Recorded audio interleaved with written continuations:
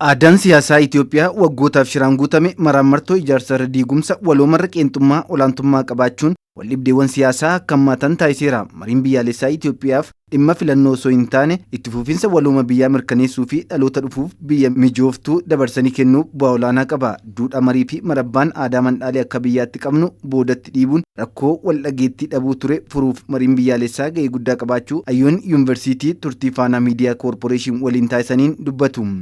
Carraa uummataaf kenneera.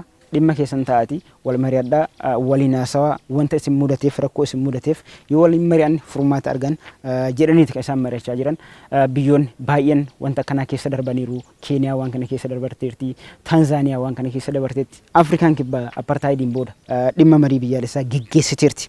Mariin biyyaalessaa waan baay'ee of keessaa qaba. Qaamni seeraan gaafatamuu qabu seeraan gaafatama. Qaamni dhiifama godhamuuf qabu dhiifama godhamaa fi madaa mana murtiitti fayyinetu fayyadama. Dhugaa argatta.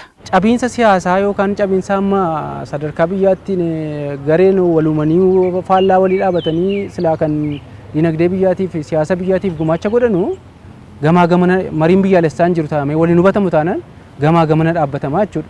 Kanaaf gareen hundumtiyyuu yaada qabu kan isaa hubachiisee kan garee biroo hubachuudhaaf mariin biyyaalessaa isa murteessaadha jechuudha. Dhibdeewwan siyaasaa barootaaf turee fi seenessa qeenxee maqsuun biyya hundaaf taatu hunda fakkaattuu fi hunda tajaajiltu madaala eenyummaa sabummaa fi tokkummaa biyyaalessaa eegeen sirna cimaa ijaaruuf mariin biyyaalessaa ga'ee qabaachuus himu.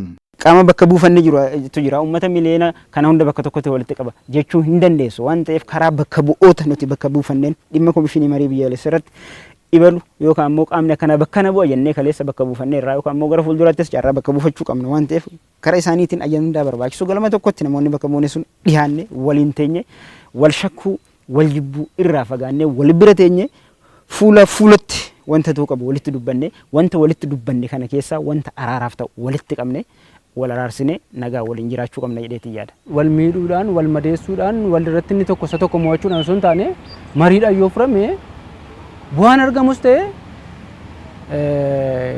walitti dhufeenya garee cimsuudhaafis ta'e murteessaadha jechuudha. Kanaaf garuma fuulduraatti iyyuu ta'e garaagartummaan yaadaa namoota gidduus haa ta'u gareewwan gidduu jiru marii qofaan yoo furamedha kan inni biyyaafis garee hundumaafis bu'aa buusu jechuudha. Rakkoowwan sirnoota darban irraa dhaalamaniin furmaata itti laachuun seenessa waloo biyya waloof taatu ijaaruu fi mariin biyyaalessaa eegalame kanaan furmaannis ni eegamaa kaasu.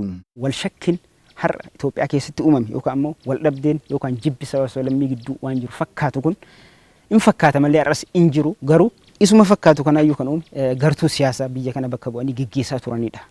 Haala ittiin biyyattiin ijaaramtee yookaan immoo sirna siyaasaa isaan geggeessantu wal shakkiin akka biyya kana keessatti uumamtu godhe.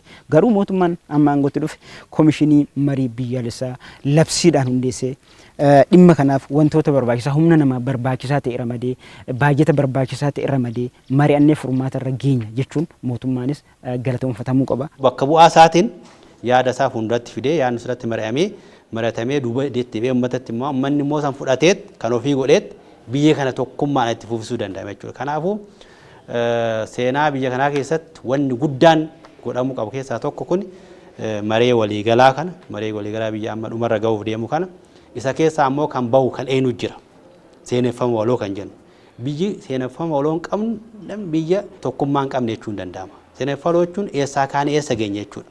Marii biyyaalessaan karoorri furmaata waloo kan itti argamu ta'uu ሚኒስትር ሙሜ ዶክተር አብይ አህመድ kan himan. በደንብ እንወያያለን ጠቃሚ ሀሳቦች ይመጣሉ. ስሪት ni mari'anna yaadonni gaariin ni dhufu. Qaamoleen bakka bu'anis komishinii hundeessuun yaadota kaan nuuf dhiyeessu. Nuti barumsarraa fudhan irrattis ni mari'anna. Wantoota fooyya'uu qaban ni fooyyeessina. Hunduu nuun hin miidhu.